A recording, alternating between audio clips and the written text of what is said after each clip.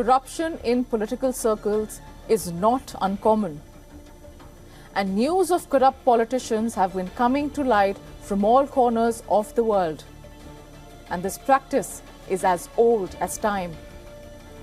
But when one major political institution finds itself in the news again and again, it is time to ask questions on the existing checks and balances.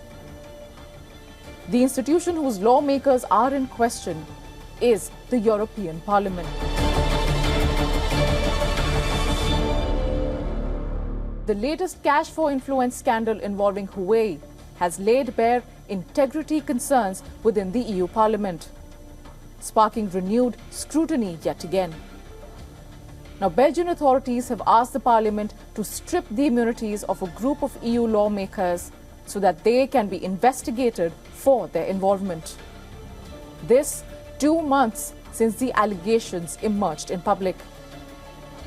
Let's take a look at what happened in March this year.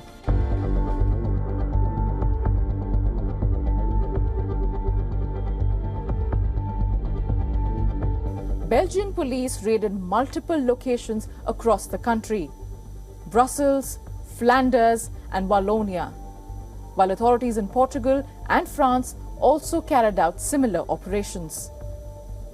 8 people have since been charged on counts including corruption, money laundering, and several others.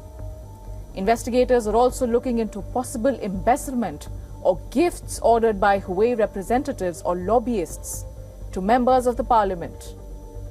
The reason is linked to Huawei's interests in deploying 5G telecommunication technology. Now, Huawei has responded to the allegations. The firm says it takes graft allegations very seriously and has a zero-tolerance policy towards corruption. But the reaction isn't of shock or surprise, because this is not a case in isolation. This cash for influence case rings a bell.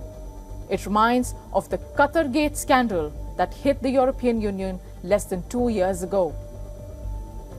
The scheme's primary goal was to rehabilitate Qatar's image from before the 2022 FIFA World Cup by suppressing European Parliament resolutions which were critical of Doha, and in fact drafting speeches for Qatari ministers at EU hearings in exchange for under-the-table payments. The case came to a head-on in December of 2022 when authorities conducted 19 raids with 8 arrests in Belgium and Italy, complete with the seizure of more than 1 million euros in cash. The highest profile arrest was Greece's member of European Parliament and then Vice President Eva Kaili. Her partner Francesco Giorgi and his boss, former Italian MEP Antonio Panzeri, both were arrested and both confessed to involvement in the scandal. During the course of the investigation, authorities found evidence of 300 alleged attempts to manipulate the European Parliament. Qatar was at the center of the influence deal, which was worth more than $4.5 million. Later, it emerged that Morocco and Mauritania were also allegedly suspected of being behind cash for influence operations in the European Parliament. In the wake of Qatargate, the EU Parliament brought in what it called tougher rules to help shield high-stake decisions on everything, from tech to trade and defense, from all kinds of undue influence. These included disclosing side incomes and interactions with lobbyists or third countries.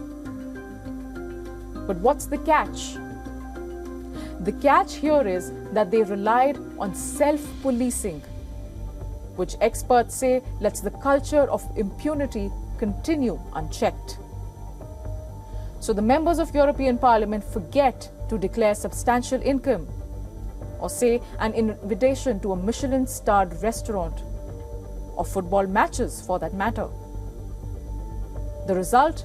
The Parliament continues to find its sitting, former and prospective MEPs always potentially embroiled in scandals.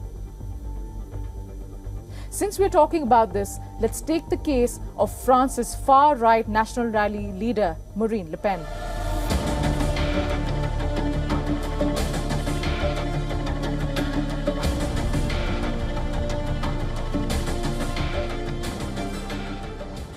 She was found guilty of helping to embezzle EU funds between 2004 and 2016. She was a member of the European Parliament at the time. Le Pen used the funds to pay the members of her own party. She has now been banned from seeking public office for 5 years.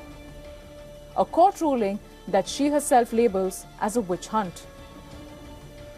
Le Pen is a former MEP.